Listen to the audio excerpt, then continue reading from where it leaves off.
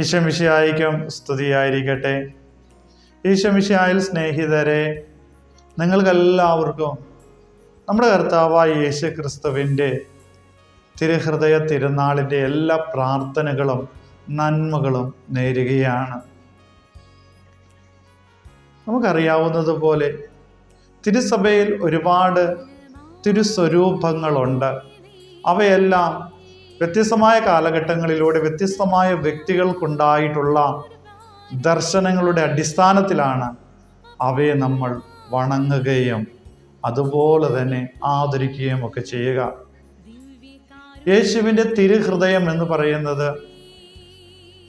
ദൈവത്തിൻ്റെ മനുഷ്യ ഹൃദയ സ്നേഹാനുഭവമാണ്.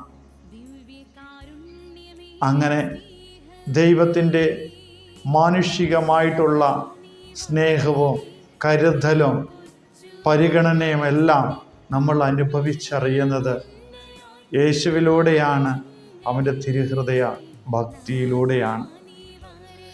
യേശുവിൻ്റെ തിരുഹൃദയത്തിൽ നമ്മൾ പ്രധാനമായിട്ടും കാണുന്ന 4 സവിശേഷതകളുണ്ട്.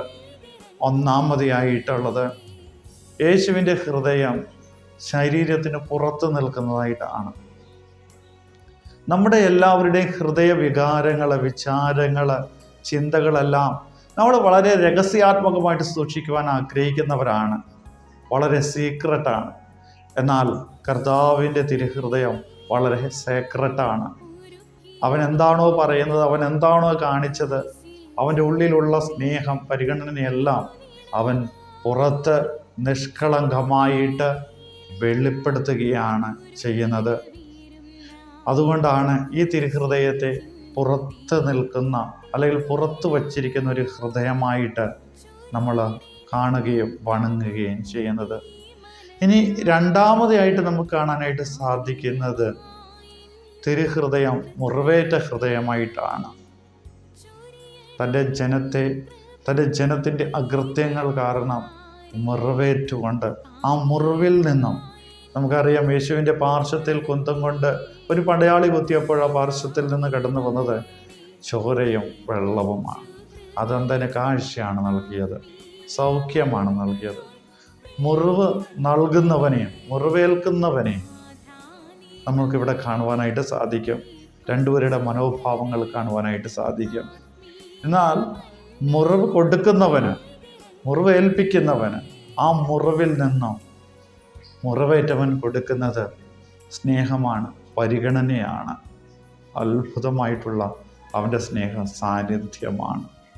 അപ്പോൾ നിങ്ങൾ എത്രമാത്രം അവനെ ഉപദ്രവിച്ചാലും അവൻ നിങ്ങളെ സ്നേഹിക്കുകയുള്ളൂ എന്ന തിരുഹൃദയത്തിലെ മുറിവ് നമ്മളെ പഠിപ്പിക്കുകയാണ്.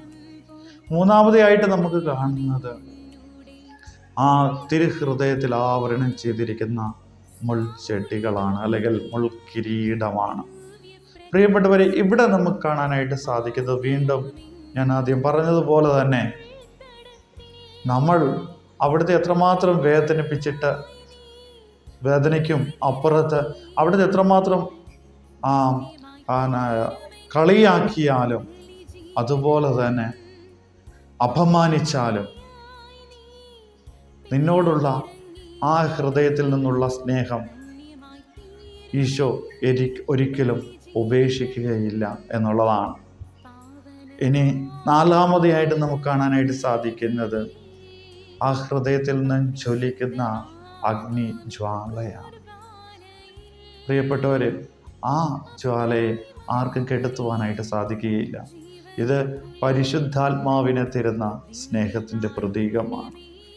അവിടുത്തെ എത്ര ഉപദ്രവിച്ചാലും, എത്ര കളിയാക്കിയാലും, അപമാനിച്ചാലും, അവിടെ നിന്നെ സ്നേഹിച്ചുകൊണ്ട് അവിടെ നിന്ന് നിനക്ക് തരുവാനായിട്ട് ആഗ്രഹിക്കുന്നത് പരിശുദ്ധാത്മാവിനെയാണ്. അഞ്ചാമതായിട്ട് നമുക്ക് കാണാനായിട്ട് സാധിക്കുന്നത് ആ ഹൃദയത്തോട് ചേർത്ത് ഒരു കുരിശുണ്ട്. ഇതെല്ലാം അവിടുത്തെ വിശ്വസിക്കുന്നവർക്ക് സംലംഭമാക്കി കൊടുക്കുന്നത് അവിടുത്തെ കുരിശു മരണത്തിലൂടെയാണ്. സ്വയം തന്നെ ബലി അർപ്പിച്ചുകൊണ്ടാണ്. സ്നേഹിതർക്ക് വേണ്ടി സ്വന്തം ജീവൻ ബലിയർപ്പിക്കുന്നതിനേക്കാളും വലിയ സ്നേഹമില്ല എന്ന് നമ്മളെ പഠിപ്പിച്ചവൻ അവിടുത്തെ തിരുഹൃദയത്തിലാണ്. അവിടുത്തെ തിരുഹൃദയത്തിൽ നിന്നും പുറപ്പെടുന്ന സ്നേഹം മരണത്തോളം കീഴ്വഴങ്ങി എന്നാണ്. മരണത്തെക്കാളും അപ്പുറത്ത് അവിടുന്ന് നമ്മളെ സ്നേഹിക്കുന്നു. കാരണം അതാണ് യഥാർത്ഥമായിട്ടുള്ള സ്നേഹമെന്ന് അവിടുന്ന് നമ്മളെ പഠിപ്പിക്കുകയാണ്.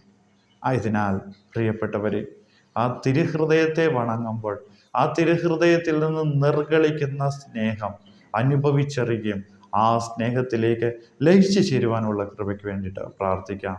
ദൈവം നിങ്ങളെല്ലാവരെയും സമൃദ്ധമായി അനുഗ്രഹിക്കട്ടെ.